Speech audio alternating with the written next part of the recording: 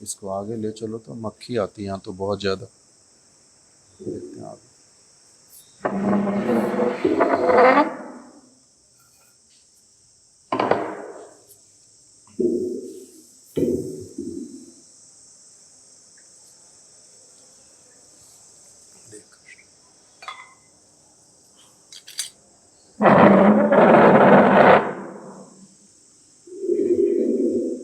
श्री कृष्ण चैतन्य प्रभु नित्यानंद श्री अद्वैत गदाधर शिवासादि गौर भक्त वृंद। हरे कृष्णा कृष्णा कृष्णा हरे हरे, हरे राम राम राम हरे हरे।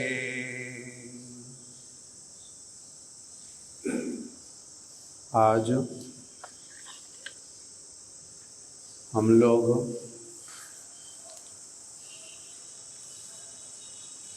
श्री श्यामानंद प्रभु जी के श्री चरण कमलों में विशेष रूप से आज उनकी तिरोभाव तिथि के उपलक्ष्य में कुछ उनका महिमा कीर्तन श्रवण इत्यादि करने के लिए यहाँ पर उपस्थित हुए हैं।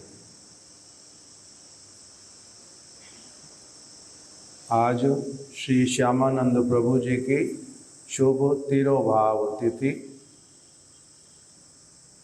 नित्य प्रति ही उनके श्री चरण कमलों का वंदना करने का हमारे लिए विधान है। हमारे शिला प्रभुपाद भक्ति सिद्धांत सरस्वती ठाकुर जी ने हमारे लिए नियम दे दिया कि नित्य प्रति क्या करना है। जो गुरु परंपरा और जो गुरु परंपरा के अंतर्गत वैष्णव गण हैं, उन सब का नित्य प्रति स्मरण करना है, उनका नाम उच्चारण करना है, उनके चरण कमलों में प्रणाम करना है। श्रील रघुनाथ दास गोस्वामी तो नित्य प्रति क्या करते थे, उनका नियम ही था सहस्त्र दंडवत करे लय लक्ष नाम। सहस्त्र दंडवत करे, सहस्त्र मतलब 1000 दंडवत प्रणाम नित्य प्रति करते थे। वो तो शरीर के द्वारा भी करते थे, हम लोगों का तो शरीर के द्वारा नहीं हो पाता। एक तो अभ्यास नहीं है, दूसरा कभी इच्छा नहीं की। अभ्यास नहीं है, इच्छा भी नहीं की, और अपने आप से ही क्या मन में विचार कर लेते हैं कि नहीं नहीं ये सब करने की चीज थोड़ा ना है। नहीं तो जो षड गोस्वामी अष्टकम, उसमें क्या लिखा हुआ है, उसमें लिखा हुआ है संख्या पूर्वक नाम गान नति भी कालावसानी कृतौ। षड गोस्वामी श्री चैतन्य महाप्रभु के जो विशेष परिकर श्री रूप गोस्वामी, श्री सनातन गोस्वामी, श्री गोपाल भट्ट गोस्वामी, श्री रघुनाथ दास गोस्वामी, रघुनाथ भट्ट गोस्वामी, श्री जीव गोस्वामी, 6 वृंदावन के गोस्वामी, सभी का ही क्या नियम था। प्रत्येक दिन उन्होंने क्या करना है, संख्या पूर्वक नाम करते हैं, संख्या रख करके कि 1,00,000। इसलिए रघुनाथ दास गोस्वामी जी का आया सहस्त्र दंडवत करे लय लक्ष नाम। 1,00,000 नाम नित्य प्रति जप करते हैं, 64 माला उनका नियम है। और क्या कर रहे हैं, संख्या पूर्वक नाम गान, फिर गान भी करते हैं नित्य प्रति। संख्या पूर्वक नाम तो करते हैं, अब गान क्या होता है, विशेष जो भावनाएं मन के भीतर में राधा कृष्ण की लीला से, उनके रूप से, गुण से संबंधित बात, गुरु से संबंधित, महाप्रभु से संबंधित, वो सारे गान करते हैं। संख्या पूर्वक नाम गान नति भी का मतलब होता है प्रणाम करना। संख्या पूर्वक नाम करते हैं, संख्या पूर्वक नाम, फिर गान करते हैं, गीत गाते हैं, भगवान से भक्तों से संबंधित गीत गाते हैं नित्य प्रति। संख्या पूर्वक नाम गान नति भी मतलब प्रणाम। नति भी कालावसानी कृतौ, इस प्रकार से अपने समय को व्यतीत करते हैं, दिन में नित्य प्रति ये काम करते हैं। इसके साथ में और चीजें तो उनकी जुड़ी हुई हैं ही हैं, ये किंतु कभी भी छूटेगी नहीं, ये सब समय करते हैं नति भी। और हम लोगों का कैसे वाला हो जाता है, उनकी तिथि आने पर भी उनके उद्देश्य से उनका नाम लेकर के मैं जमीन पर गिर करके प्रणाम करूंगा, ये भी नहीं हो पाता। कैसा वाला हम लोगों का शिक्षा है। हम लोग एक बार भी उनका नाम लेकर के जो जमीन पर गिर करके उनको प्रणाम करेंगे, वो भी नहीं हो पाता। किंतु नियम दिया प्रभुपाद जी ने भी कि नित्य प्रति ही क्या करना है, गुरु वर्गों का नाम उच्चारण करके उनको प्रणाम करना है। प्रणाम करना है। असमर्थ व्यक्ति के पक्ष में होता है कि वो केवल हाथ जोड़ देगा। असमर्थ के पक्ष में होता है बिस्तर पे पड़ा, उठ ही नहीं सकता, बिल्कुल मरने जैसा है, तब वो नाम लेगा, केवल मात्र मन में कुछ उनके विषय में बात करेगा। अन्यथा जिसके लिए सामर्थ्य होगा वो क्या करेगा, उनको प्रणाम करेगा, उनके चरणों में पुष्पांजलि देगा, उनका महिमा गान करेगा नित्य प्रति। और फिर किसी की तिथि आने पर तो विशेष रूप में ही उनके श्री चरण कमलों का भली प्रकार से उस दिन स्मरण करने का विधि। ये तो विधान बना दिया, विधि बना दी, अवश्य करणीय कर्तव्य इस प्रकार से दे दिया। तो आज श्री श्यामानंद प्रभु जी की शुभ तिरोभाव तिथि। श्री श्यामानंद प्रभु जी का विशेष जो बात, वो तो हम लोग संक्षेप में सारे जानते हैं। उनका शुभ आविर्भाव हुआ और फिर उनके माता पिता ने उनका नामकरण किया दुखी। फिर कालना में आकर के पहुंचे, नवद्वीप धाम के निकट में ही कालना नामक स्थान, वहां कालना में पहुंच गए श्री हृदय चैतन्य जी के पास में। वहां पर उनसे उनका चरण आश्रय किया, उनसे हरि नाम और मंत्र इत्यादि प्राप्त किए, उनके मंत्र शिष्य बने, नामकरण हो गया। दुखी कृष्णदास तो हुआ नहीं, दुखी नाम पहले था घर से। श्री हृदय चैतन्य जी ने नाम दिया कृष्णदास। फिर प्रचलित हो गया उस समय, क्योंकि पहले नाम दुखी था, तो दुखी कृष्णदास के नाम से ही परिचित हो गए सभी जगह पर। फिर विशेष रूप में आया, उनके गुरु जी ने, श्री हृदय चैतन्य जी ने इनको अपने आप से स्वेच्छा पूर्वक श्री जीव गोस्वामी जी के पास में भेज दिया, श्री वृंदावन धाम में। वृंदावन धाम में आकर के इन्होंने पूर्व आश्रम से ही पहले विद्या अध्ययन किया था। श्री हृदय चैतन्य के पास रह करके भी जो अभी कार्य बतलाए, हरि नाम करना और भागवत नित्य प्रति श्रवण करना, गुरु वैष्णवों को प्रणाम करना, अपने गुरु जी की सेवा करना, ये वाले सारी इन्होंने अपने जीवन में अपनाया।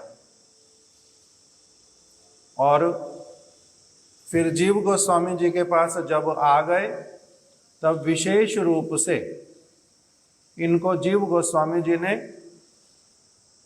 जो गोस्वामी ग्रंथ, गोस्वामियों के द्वारा लिखे हुए, चैतन्य महाप्रभु के भक्तों के द्वारा लिखे हुए जो ग्रंथ, उसका विशेष रूप से इन लोगों को अध्ययन कराया। जीव गोस्वामी जी गुरु के रूप में विराजमान, और उनके साथ में 3 लोग, एक तो यही श्री श्यामानंद प्रभु जी, और फिर दूसरे हुए श्री निवासाचार्य प्रभु, और तीसरे हुए श्री नरोत्तम दास ठाकुर। एक साथ में शिला जीव गोस्वामी जी के ये शिक्षा शिष्य, इनको जीव गोस्वामी जी ने भली प्रकार से शिक्षा प्रदान की। वहीं पर सेवा भी दी साथ साथ में कि आप क्या करो, कुंज का सफाई करो नित्य प्रति। वहां पर अच्छी तरह से झाड़ू लगा करके पूरा सफाई रखना जो है ये आपका सेवा है, इसलिए वो सेवा करने लगे। उसी में राधा रानी के चरण कमल का नूपुर जो है इनको प्राप्त हुआ और जीव गोस्वामी जी को नूपुर इत्यादि दिखला दिया। बाद में पता चला राधा रानी का नूपुर है। राधा रानी ने इनके ऊपर कृपा की और साक्षात रूप में अपने चरण कमलों में नूपुर जो है इनके माध्यम से स्वीकार किया। फिर इनका नाम क्या हो गया? श्यामानंद। वृंदावन में वास हुआ, नित्य प्रति सेवा हुई, साक्षात रूप से राधा रानी और उनकी सखियों ने कृपा की। फिर एक समय और आया जिसमें श्री जीव गोस्वामी जी ने इनको आदेश देकर के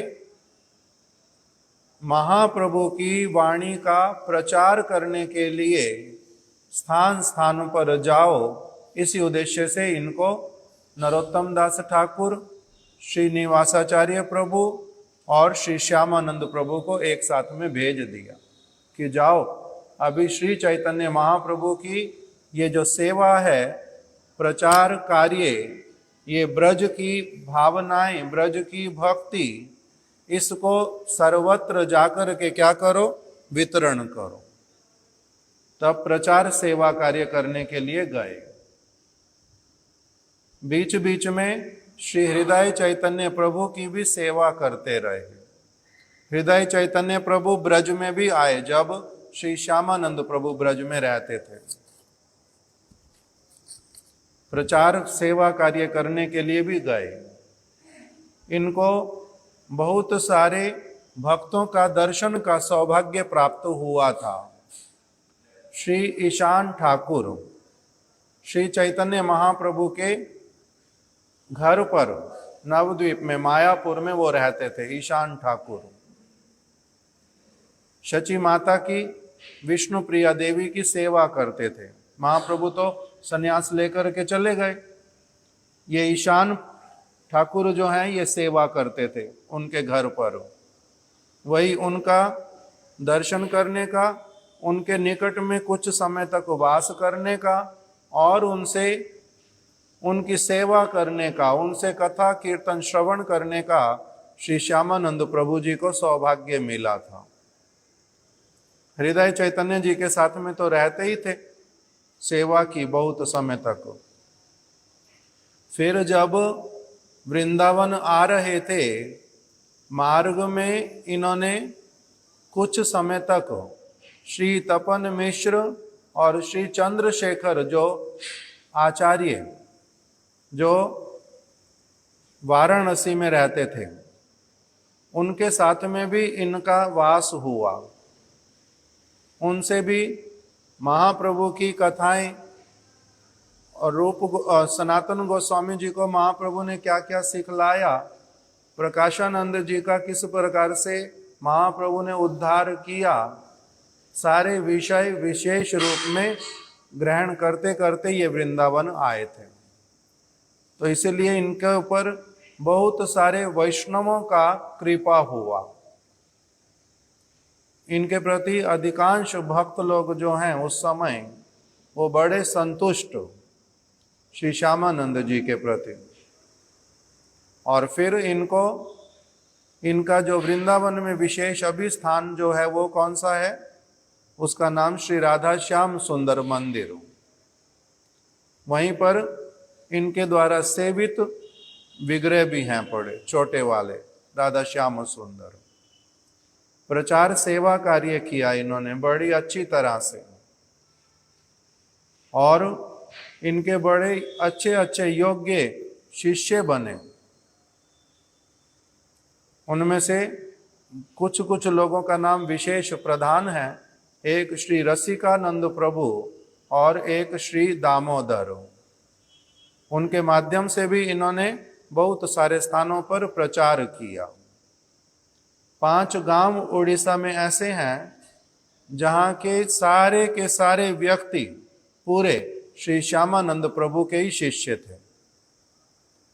एक भी व्यक्ति ऐसा नहीं था जो उनका शिष्य ना हो उन 5 गांवों में। इन्होंने श्री जहानुआ ठाकुरानी का भी अनुगत्य किया था। खेतुरी में जब उत्सव हुआ था तब भी श्यामानंद प्रभु वहां पर थे। नरोत्तम दास ठाकुर ने उत्सव किया था बहुत बड़ा, वहां पर श्री जहानुआ ठाकुरानी आई थी। वहीं पर भी इनका वास भी हुआ और उनके साथ में दर्शन इत्यादि भी हुए। तो इस प्रकार से बहुत सारे वैष्णवों की सेवा करने वाले और श्री चैतन्य महाप्रभु की वाणी का प्रचार करने वाले श्री श्यामानंद प्रभु। इसलिए इन्होंने, अब हम लोग अगर प्रैक्टिकली बात करें, अभी ये आए थे बहुत विद्या अध्ययन करके हृदय चैतन्य जी के पास में। बाद में उन्होंने जब देखा इनका तो बहुत अधिक जो है प्रवेश है सारे के सारे गूढ़ सिद्धांतों में, और इतना अच्छी तरह से ये भजन करते हैं, प्रसन्न होकर के इनको कहाँ भेज दिया? वृंदावन में। जीव गोस्वामी जी के पास में ऐसे भागवत इत्यादि बैठ करके पढ़ते हैं, षड संदर्भ पढ़ते हैं, उज्जवल नीलमणि पढ़ते हैं, गूढ़ गूढ़ रहस्यों में प्रवेश है। और सेवा कौन सी करते हैं साथ में? अनेक सेवाएं होने पर भी एक सेवा साथ में कौन सी बोल दी कि वो कुंज में झाड़ू लगाते हैं। अभी हमारे अनुसार झाड़ू की सेवा जो है वो कैसी वाली होती है? जैसे पहले तो हमने बात की है कौन सी वाली, कि वैष्णवों को प्रणाम करने की विधि। हम लोग प्रणाम नहीं करेंगे। दूसरा, अभी हम लोग इतने सारे लोग यहाँ पर बैठे, बताओ हमारे में से कोई ऐसा है जिसके मन में आता हो कि मैं भगवान के मंदिर में एक बार अंततः जीवन में झाड़ू लगा देता हूं, अच्छी तरह से सफाई कर देता हूं? नहीं आती। वृंदावन जाऊंगा, वहां पर किसी जगह पर झाड़ू लगा लूंगा, ये वाला किसके मन में आएगा? क्या करना है मैंने वहां पर? मैंने तो भगवान के दर्शन करने, 1 मंदिर 2 मंदिर 3 मंदिर, किंतु मैंने सेवा क्या करनी वो तो मन में आता नहीं। और ये क्या कर रहे हैं? झाड़ू की सेवा करते हैं। हमारा गुंडीचा मंदिर मार्जन आएगा, उस दिन भी हम झाड़ू नहीं लगाना चाहते। 1 साल में 1 बार, जिसको चैतन्य महाप्रभु स्वयं कर रहे हैं। गुंडीचा मंदिर मार्जन का बताया तो कि महाप्रभु स्वयं जो है कि जगन्नाथ जी यहाँ पर आकर के विराजित तो होंगे, मैं सेवा करूंगा। कहाँ करते हैं हम लोग? कहाँ करते हैं? उन्होंने तो किया। अभी हम लोग हर चीज में क्या कहते हैं? हम क्या हैं? असमर्थ हूं। हम लोग सब चीज में असमर्थ पक्ष में आ गए। एकादशी निर्जला करनी चाहिए, हम लोग असमर्थ पक्ष में, जो खाना सब खा करके तभी कर सकते हैं। कोई कोई तो बोलते हैं वो भी नहीं कर सकते, मेरे को कुट्टू पचता नहीं, मेरे को आलू भी पचता नहीं, मेरे से नहीं होती है एकादशी इत्यादि, बात खत्म। किंतु ये सारी बातें अब ये लोग क्या कर रहे हैं?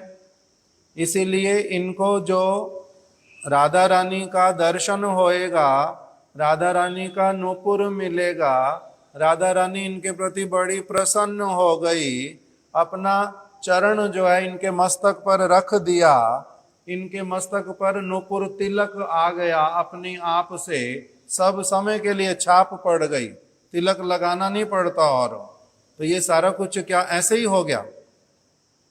ना कुछ करना पड़ा, कुछ तो करना पड़ता है। इसीलिए चैतन्य चरितामृत में बतला दिया, साधन बिना साध्य वस्तु कबू केहो नाही पाए। किसी वस्तु को प्राप्त करने के लिए क्या करना पड़ता है? साधन। साधन मैं अगर नहीं करूंगा, भक्ति का साधन अगर मैं नहीं करूंगा, भक्ति का साधन, तब फिर मेरे को साध्य वस्तु प्रेम प्राप्त हो जाएगा, कृष्ण प्रेम वो नहीं होता। जितना अधिक वस्तु को अच्छी तरह से समझ करके एक व्यक्ति सेवा करता है, तब फिर क्या होता है? सेवा करने का जो फल होता है वो क्या होता है? सेवा करने का फल होता है अपनी आप से जिनकी सेवा करता हूं उनको फीलिंग आती है कि ये इसके ऊपर कृपा करनी पड़ेगी, इसके ऊपर इसके मंगल का कामना करना पड़ेगा, ये किस प्रकार से उन्नति करे, मंगल को प्राप्त करे, वैसे वाली वो क्या करेंगे? अपने आप से उनके हृदय में भावना आएगी। जैसे मातंग मुनि, उनको शबरी जो है वो सेवा कर देती है, लकड़ियां दे देती है। उसने तो नहीं बोला मेरे को मंत्र दे दो, राम नाम दे दो, कोई वरदान दे दो, कुछ भी नहीं बोलते। कृपा करो, मातंग मुनि कुछ भी नहीं बोलती, केवल लकड़ियां जा करके देती थी। उन्होंने अपने आप से ही क्या बोल दिया? पुत्री तुम कल स्नान करके आना, तुम तो नित्य प्रति ये मेरी को लकड़ी दे जाती हो, सेवा करती हो, तो इसीलिए मैं भी तो तुम्हारे को कुछ दूंगा। मेरे पास में जो वस्तु है सबसे अच्छी, मैं तुम्हारे को वही वस्तु दूंगा। तो अपने आप कृपा करके दे दिया। इसी प्रकार से ये करते थे सेवा श्यामानंद प्रभु। तो राधा रानी ने अपने आप ही नूपुर, अगर वो भी क्या हमारे जैसे हैं, राधा रानी भी, कि हमारी जैसे चीजें हमारी लापरवाही के कारण कोई कहीं गिर पड़ती है, कोई कहीं गिर पड़ती है, गुम जाती है, कभी मिलती है कभी नहीं मिलती। राधा रानी भी ऐसी वाली हैं क्या हमारे जैसे, कि उनकी चीजें गिरती पड़ती रहती है? इनको उनके चरण से नूपुर गिर गया, श्यामानंद प्रभु को मिल गया। उनके नाक से बेसर गिर गया और किसको मिला? श्री रामचंद्र कविराज जी को। श्रीनिवासाचार्य भी वहीं ढूंढने गए। तो उनकी चीजें ऐसे गिरती पड़ती रहती हैं क्या? उनकी चीज अगर गिर गई इसका मतलब क्या है? धीरू प्रभु बताओ, इसका मतलब क्या होगा? राधा रानी की चीज भी गिर गई, इसका मतलब क्या होगा? स्वेच्छा से जिसके सामने गिराना, जहां गिराना, क्यों गिराना, उसके बाद में क्या करना। जैसे हमने कल सुना था, न परसों सुना था, नित्यानंद प्रभु ने रघुनाथ दास गोस्वामी जी को पानी हाटी में ही कह दिया कि आपका बंधन का समय अभी समाप्त हो गया, थोड़े ही दिनों में आपको महाप्रभु के चरणों में पहुंचने का अवसर मिल जाएगा। वहां पर जाओगे जब, महाप्रभु आपको स्वरूप दामोदर जी के हाथ में सौंप देंगे और आप वहीं पर ही रह करके उसके बाद में आपका कोई और विघ्न जो है नहीं आएगा। पहले से ही बोल दिया ना सारा कुछ। नित्यानंद प्रभु को सब कुछ दिखाई दे रहा है, भविष्य भी पता है, इसीलिए राधा रानी को नहीं पता होगा ये वाला तो नहीं कह सकते। राधा रानी भी कौन है? त्रिकालज्ञ। त्रिकालज्ञ मतलब भूत भविष्य वर्तमान तीनों काल की सारी चीजों को अच्छी प्रकार से जानने वाली, त्रिकालज्ञ। तो इसलिए किसके पास में अपनी नूपुर को भेज देना, किसको योग्यता है, किसको सौभाग्य है जो वो वाला नूपुर उनके हाथ में लगेगा, किसको सौभाग्य दिया? और किसी को भी तो मिल सकता था। उनकी इच्छा ना हो तो मिलेगा नहीं, उनकी इच्छा ना हो तो गिरेगा नहीं। जैसे बोलते हैं भगवान की इच्छा के बिना क्या कोई पत्ता हिलता है? नहीं हिलता। भागवत के एक श्लोक को हम लोग सुनते हैं बहुत बार, चिराणी किमना पतंती। एक भक्त बोल रहा है कि एक भक्त दूसरे भक्त को बोल रहा है कि तुम्हारे को संसार के किसी व्यक्ति से किसी चीज की आवश्यकता है? तुम तो भगवान का भजन करने के लिए घर से आ गए हो, तुम्हारे को संसार के किसी व्यक्ति से कुछ भी लेने की आवश्यकता है? तो कहते जी देखो क्या वस्त्र नहीं पहनूंगा, वस्त्र तो पहनूंगा ना तो किसी ना किसी से तो लूंगा। तो कहते हैं कि क्यों? चिराणी किमना पतंती, क्या वस्त्र जो है आजकल रास्ते में गिरे पड़े मिलते नहीं, बिल्कुल भी आजकल वस्त्र किसी के सड़क पर पड़े हुए मिलते नहीं क्या? तो कहते मिलते हैं। तो फिर वस्त्र लोग सड़क पर क्यों फेंक देते हैं? हम पीछे सुन रहे थे ना कुछ दिन कि महाराज जी अपना पुराना वस्त्र किसी को नहीं देंगे। सुना था ये वाला बात या नहीं? स्मरण किस किस को है? एक व्यक्ति ने बताया उनको स्मरण, दूसरा स्मरण है, आपको स्मरण ही नहीं है। ये वाली बात हुई थी, नहीं सुनी। वासु प्रभु को पता है, मंगला माता को पता है, मुकुंद दत्त को पता है, केशव प्रभु को पता, धीरू भाई को पता है। बोला था तो क्यों नहीं देते अपने पुराने वस्त्र किसी को? दया करनी पड़ेगी। पुराने वस्त्र क्यों नहीं देते किसी को? जब तक वस्त्र फट नहीं जाए, पहनने के अयोग्य ना हो, तब तक तो वस्त्र को परिवर्तन करने का कोई नियम नहीं है। आपको भगवान ने वस्त्र दिया, जैसे शरीर दिया, तो इस शरीर को नष्ट कर जब तक नहीं होता, इसमें आत्मा को निकाल करके ले जाने का विधान है नहीं। तो उसी प्रकार से वस्त्र आपको मिला, जब तक वो जीर्ण शीर्ण नहीं हो जाता तब तक तो उसको त्यागने का विधान नहीं है। इसलिए कैसे त्यागेंगे? तो इसीलिए जो बिल्कुल जीर्ण शीर्ण हो जाते उसको क्या लोग सड़क पर नहीं फेंकते? वो वाला वस्त्र तुम्हें मिलता नहीं? तो कहते मिलता है, तो फिर वही वाला लेकर के पहन लिया करो। तो अच्छा ठीक है, खाऊंगा क्या? तो कहते खाओगे क्या? क्या वृक्षों ने फल देना बंद कर दिया है? और लोग जो हैं भिक्षा मांगने से क्या अभी बिल्कुल कोई भी नहीं देता? तो कहते देते हैं। तो भिक्षा मांग करके ले लेना, वृक्ष से फल ले लेना जो सबके लिए उपलब्ध है, वो ले लेना। तो कहते ठीक है। तो फिर बोलते हैं जी अच्छा तो रहूंगा कहाँ पर? रहना भी तो कहीं ना कहीं पड़ेगा। तो कहते क्यों? गुफाएं क्या बंद हो गई हैं? ऐसे तो कहीं पर भी रहो, किंतु सर्दी हो गई, वर्षा हो गई, तब कहाँ पर रहोगे? गर्मी हो गई बहुत, तो गुफाओं में रहना। गुफाएं क्या समाप्त हो गई हैं? तो कहते अच्छा, वहां पर अगर बाघ आ गया तो उससे बचाव के लिए तो कुछ करना चाहिए। तो कहते हैं भगवान ने क्या अपना भक्त वात्सल्य छोड़ दिया है? भगवान तुम्हारे निकट में बाघ को भेजेंगे क्यों?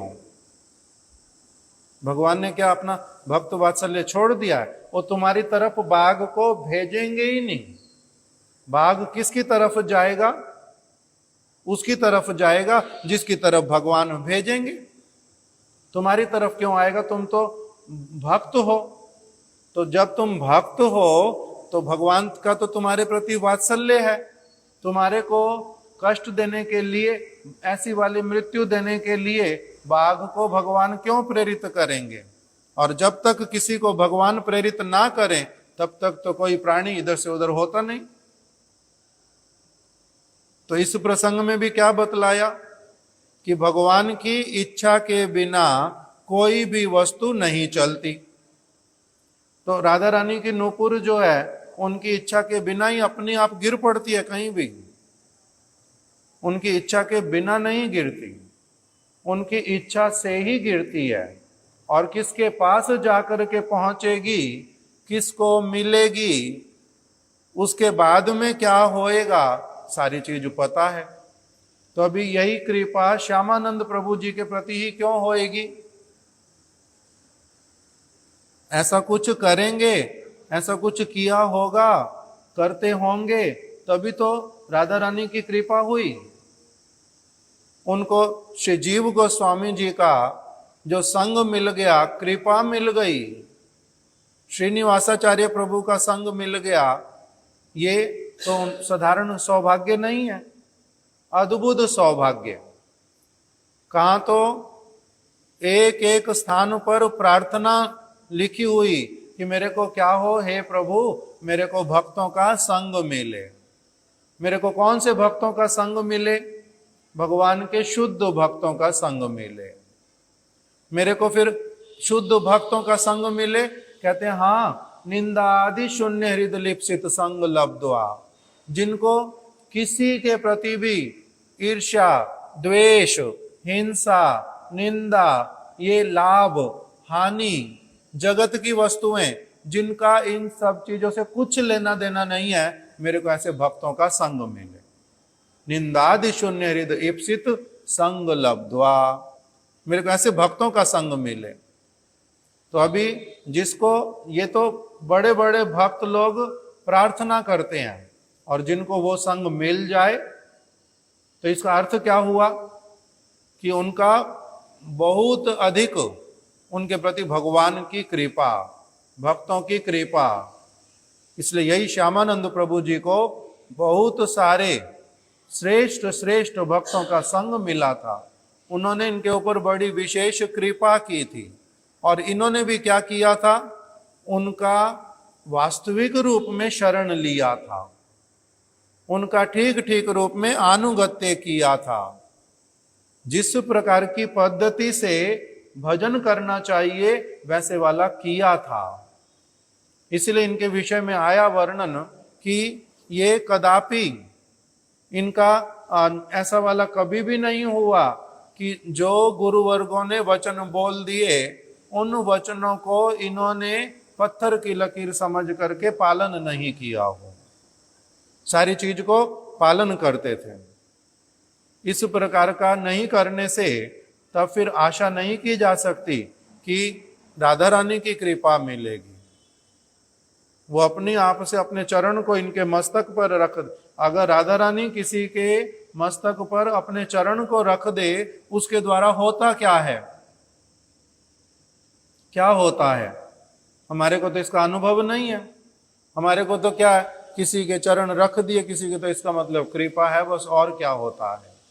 महाप्रभु ने अपना नारियल की गिरी खाते खाते क्या किया, अंत में थोड़ी सी जो बच गई वो नारियल की गिरी, वो उन्होंने एक कुत्ते को जो शिवानंद सेन जी के साथ में परिक्रमा में आए थे उसके सामने गरी डाल दी और उसी से क्या हो गया, वो गरी को खाते खाते ही भगवान का नाम करते करते गोलोक वृंदावन को गति प्राप्त कर गया। किस चीज के द्वारा हुआ? महाप्रभु के मुख से लगा हुआ उनका उच्छिष्ट गरी उनको मिल गया। और क्या सुनाते हैं, नील माधव जी की कथा आती है जब, वहां पर वर्णन आता है कि विद्यापति जी वहां पर बैठे थे नील माधव मंदिर के बाहर में, और वहां पर क्या देखा उन्होंने कि एक पक्षी वो उड़ते उड़ते वहां भगवान नील माधव के चरण कमलों से एक जल स्रोत प्रवाहित होता है अपने आप से, जहां नील माधव जी खड़े हुए, वो पर्वत के ऊपर हैं, उनके चरणों से जल निकलता है और वही बाद में धीरे धीरे नीचे जाकर के नदी बनता है, उसका नाम महानदी। अभी उसमें विद्यापति जी मंदिर के बाहर बैठे, उन्होंने देखा कि ये कौवा जो है एक आया और उसने उस जल में डुबकी लगाई, साथ ही साथ में 4 भुजाओं वाला बन करके वो सदगति को प्राप्त कर गया। अभी ये वाला जो श्यामानंद प्रभु को राधा रानी के चरण कमल प्राप्त हो गए, जैसे कृष्ण ने अगर किसी की वस्तु को ग्रहण किया तो उस व्यक्ति का बड़ा सौभाग्य, जो भगवान ने इसके द्वारा दी गई वस्तु को स्वीकार कर लिया। बड़ा सौभाग्य तो। और फिर बताया कि माता यशोदा को कैसे स्वीकार किया। उनके हाथ से दूध पी लिया, गैया का दूध था, शुद्ध रूप में माता ने लाई और इनको दे दिया और इन्होंने पी लिया। ऐसे वाला ये भी सौभाग्य, जिसके हाथ से दूध ले लेते हैं। किंतु माता यशोदा का कैसा सौभाग्य, उनके श्री अंग से जो दूध प्रकटित होता है उसको अपना मुख लगा करके उसी को ही पान कर लेते हैं। उनके शरीर से बना हुआ दूध, उनके अपने रक्त से बना हुआ दूध, वो वाला ले लेते हैं। तो माता यशोदा का इसलिए शुकदेव गोस्वामी जी ने वंदना किया, यशोदा चा महाभागा। माता यशोदा तो महा सौभाग्यशाली हैं। इनका क्या किया, कृष्ण ने इनके स्तन से स्वयं दूध पान किया, इनके अंग से पान कर लिया। कितना सौभाग्यशाली। क्या श्लोक है ये, पपौ हरे नंदा किम अक्रोध ब्रह्मन यशोदा चा महाभागा पपौ यस्या स्तनम हरे। जिनके स्तन के ऊपर मुख लगा करके भगवान श्री कृष्ण ने स्वयं जो है उनका दुग्ध पान किया, इतना अधिक सौभाग्य ये तो देवकी को भी मिला नहीं।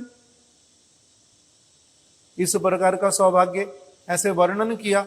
तो अभी जो श्यामानंद प्रभु, इनको साक्षात श्रीमती राधा रानी ने इनके लिए सद्भावना की हो वो है, उसके साथ में कृपा दृष्टि की हो वो है, उसके साथ ही साथ में फिर क्या है, उनको अपने चरण कमल उनके मस्तक पर रख दिए। तो ये कैसी वाली कृपा है, इससे क्या होता है, महाप्रभु उन्होंने नारायणी देवी को अपना उच्छिष्ट दिया।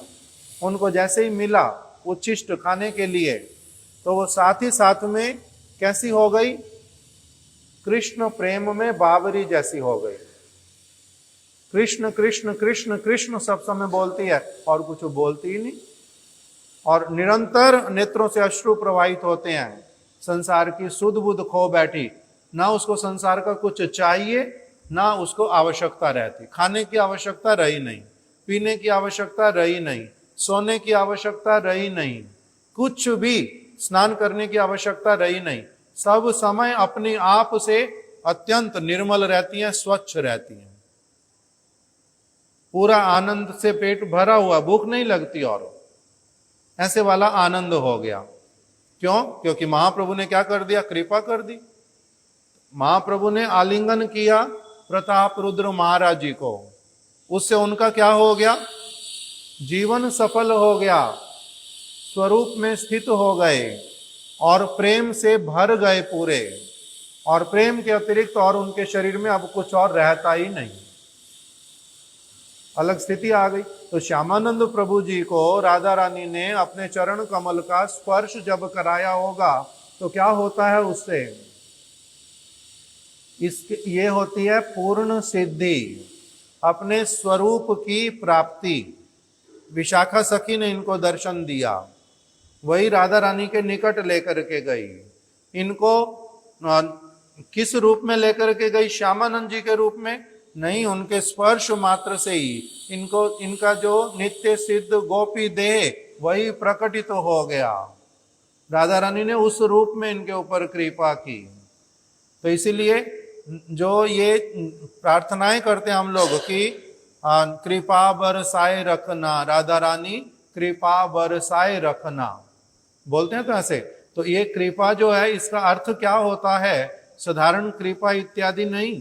जिस राधा रानी की कृपा को कृष्ण प्राप्त करने के लिए प्रार्थना करते हैं, जिन चरण कमलों को कृष्ण अपने हाथों से अपने मस्तक पर रखते हैं और सौभाग्यशाली मानते हैं अपने आप को, वो चरण कमल राधा रानी ने इनके मस्तक पर रखे, इनका कैसा सौभाग्य होगा और इनकी दशा क्या हुई होगी उसके द्वारा। इसीलिए इस प्रकार की विशेष कृपा को प्राप्त करने वाले श्री श्यामानंद प्रभु जी। इसलिए इनके बहुत सारी बातें इनके विषय में हम लोगों को नहीं पता होने पर भी हमारे महाराज जी बोलते थे कि अपनी आप से बहुत सारी चीजें भक्त लोग जो हैं उनको समझ आ जाती हैं। उदाहरण देते थे कि जैसे खीर चोर गोपीनाथ, गोपीनाथ जी ने रेमुणा में माधवेंद्र पुरी पाद जी के लिए खीर चोरी की। हमने ये तो सुना खीर चोरी की, किंतु माधवेंद्र पुरी पाद जी ने भी कभी भगवान के लिए चोरी की या नहीं की? गोपीनाथ जी ने तो उनके लिए चोरी की, ये तो सबको पता है। उन्होंने भी कभी गोपीनाथ जी के लिए चोरी की या नहीं की? तो महाराज जी कहते हैं अवश्य ही की है, लिखा हुआ नहीं है, हम लोगों को पढ़ने के लिए मिलता नहीं है, ये बात प्रचलित नहीं है, किंतु भगवान का नियम है, ये यथा माम प्रपद्यन्ते तांस तथैव भजाम्यहम्। जो मेरा जिस प्रकार से भजन करता है मैं भी उसका उसी प्रकार से भजन करता हूं। लिखा हुआ तो नहीं है। जैसे लिखा हुआ कि ब्रज प्रभु ने एक सोने की चेन खरीदी। अब सोने की चेन खरीदी ब्रज प्रभु ने, तो इसका मतलब अपने आप ही क्या हुआ, इन्होंने पैसे कुछ दिए ना, पैसे नहीं लिखे हुए कि इन्होंने दुकानदार को पैसे दिए, दुकानदार ने इनको सोने की चेन दी, ये नहीं लिखा हुआ, दोनों चीजें नहीं लिखी हुई। क्या लिखा हुआ है? सिर्फ ब्रज कुमार ने सोने की चेन खरीदी। तो अपनी आप से क्या समझ आ जाता है कि पैसे दिए और सोने की चेन खरीदी। गोपीनाथ जी ने माधवेंद्र पुरी पाद जी के लिए क्या किया है? खीर चोरी की है। एक चीज लिखी हुई, दूसरी चीज क्या है? उन्होंने भी उसी प्रकार से आवश्यकता पड़ने पर भगवान के लिए चोरी की। भगवान को क्यों चोरी करनी पड़ी खीर? इनके लिए आदेश देके नहीं करवा सकते थे वही काम? सेवकों को बोल देते कि मेरा एक भक्त आया है माधवेंद्र पुरी, उसको खीर दे देना। चोरी क्यों नहीं कर, अब क्यों नहीं बोल दिया उनको? क्यों नहीं बोल देते? बोल के काम क्यों नहीं करवाते?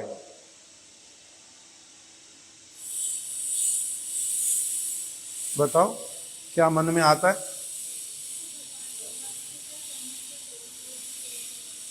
ना? बोलने से प्रेम नहीं होता कि मेरे ये कहना है और मेरा उसके प्रति बड़ा प्रेम, खीर दे दो। अपने भक्त की सेवा करना चाहते हैं। क्यों? हमारे महाराज जी बोलते थे बहुत बार ऐसे वाला होता है, जितना निकट का भी क्यों ना हो उसके ऊपर तब भी विश्वास नहीं होता, जो कह रहा हूं वो कर लेगा, इसलिए मेरे को स्वयं करना।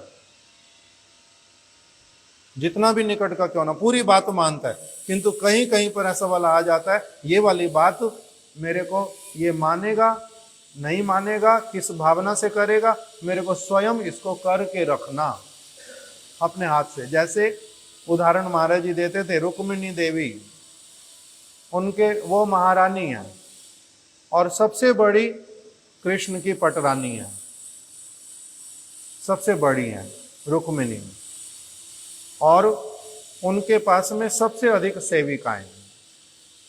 पूरे स्थान को, उनके घर को एकदम से बड़ा स्वच्छ करके सारे सफाई कर देते हैं, किंतु तब भी वो अपने हाथ में कपड़ा लेकर के जब तक पूरी सफाई संतुष्टि के साथ नहीं कर लेंगी, तब तक हजार कह दो उनको कि सबने सफाई कर दिया है, अनेक दासियों ने कर दिया है, बार बार कर दिया है, एक भी धूल का कण नहीं मिलेगा, किंतु उन्होंने कहा ठीक है नहीं मिलेगा कोई बात नहीं, तब भी मेरे को अपनी संतुष्टि के लिए करना है।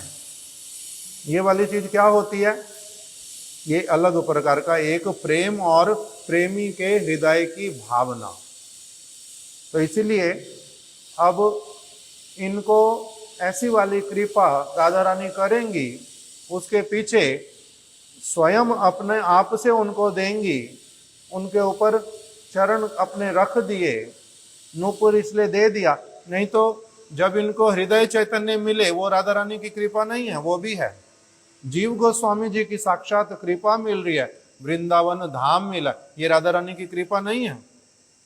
कृपा बरसाए रखना, तो इसी ने भगवान के लिए चोरी की। उन्होंने देखा श्री रंगनाथ जी को कोई सेवा नहीं करता। जंगल में उनका मंदिर, वो भी टूटा फूटा एकदम से, और सेवक आता है, वो 2 मिनट 4 मिनट सेवा करके चिनोरी का भोग लगा करके वो चला जाता है। तो तिरुमंगई अलवर जो है वो बड़े मन में दुखी हुए और उन्होंने प्रार्थना किया भगवान के सामने कि आप षड ऐश्वर्य के अधिपति और आपकी सेवा इस प्रकार की, ये तो मेरे को बिल्कुल समझ आता नहीं, किंतु मैं वृद्ध हो गया हूं, अपनी आप से किसी जगह जाकर के वस्तुएं ला करके वो भी मैं तो कुछ कर नहीं सकता, क्या करूं क्या करूं क्या करूं। सोचते सोचते सोचते सोचते उन्होंने ऐसे 4 लोगों को इकट्ठा किया जो चोरी करके लाएंगे, और उसके द्वारा वो क्या करेंगे, रंगनाथ जी का मंदिर बनाएंगे। अभी हमने जो रंगनाथ मंदिर देखा, इतना बड़ा मंदिर, हम गए थे जब श्रीरंगम में, वो सारा का सारा उन्होंने चोरी के पैसे से बनवा दिया। तो भी चोरी के पैसे से मंदिर बनता है? कहते ये वस्तु नकल करने की नहीं है, नकल करना मना इन चीजों का, हम लोग नहीं कर सकते। ये किसी एक बहुत बड़े प्रेम की अवस्था को प्राप्त करके जाने के बाद में किया गया, प्रेम में भर करके किया गया कार्य, वो अलग प्रकार का। जिससे मांग करके सेवा करवाएंगे उनका मंगल होगा, और जिनसे चोरी करवा करके भी जिनका सेवा में लगा देंगे उनका भी परम मंगल होगा। किंतु ये स्वयं कैसे होने चाहिए, बहुत ऊंचे स्तर वाले। जैसे भगवान ने चोरी की, वो क्या हो गया, प्रशंसनीय। शिव जी ने विष पान किया, वो हो गया प्रशंसनीय। किंतु नकल करने की चीजें नहीं है, हम लोग नहीं कर सकते ऐसा। हम लोग अगर करेंगे तो हमारा क्या हो जाएगा, दोष होगा बहुत बड़ा, हम तो दुराचारी कहलाएंगे, हम कोई भगवान के भक्त बन कहलाएंगे, सेवा करने वाले। चोरी करके करना मना, हमारे लिए अलग। किंतु यही जो बात समझने की कि एक उदाहरण में दिखाया, भगवान ने माधवेंद्र पुरी जी के लिए चोरी की, माधवेंद्र पुरी ने कभी उनके लिए नहीं किया। दूसरे उदाहरण में क्या दिखा रहे हैं महाराज जी कि देखो तिरुमंगई अलवर ने भगवान के लिए चोरी की, किंतु उनके जीवन में नहीं आता कि भगवान ने भी उनके लिए कोई चोरी की। कोई उदाहरण किसी के जीवन में दिखाई देगा, कोई उदाहरण किसी के जीवन में दिखाई देगा। किंतु अगर किसी के ऊपर राधा रानी की, महाप्रभु की, कृष्ण की विशेष अगर कृपा हुई है, तो इसका अर्थ क्या है, उनका जो भजन का स्तर, उनकी जो भावनाएं वो एक जैसी ही हैं, तभी जाकर के वो वस्तु उनको प्राप्त हुई है। तो इसीलिए आज श्री श्यामानंद प्रभु जी की शुभ तिरोभाव तिथि, उनके श्री चरण कमलों में हमारा सब समय के लिए प्रणाम। वांछा कल्प तरुभ्यश्च कृपा सिंधुभ्या एव च पतितानां पावनेभ्यो वैष्णवेभ्यो नमो नमः।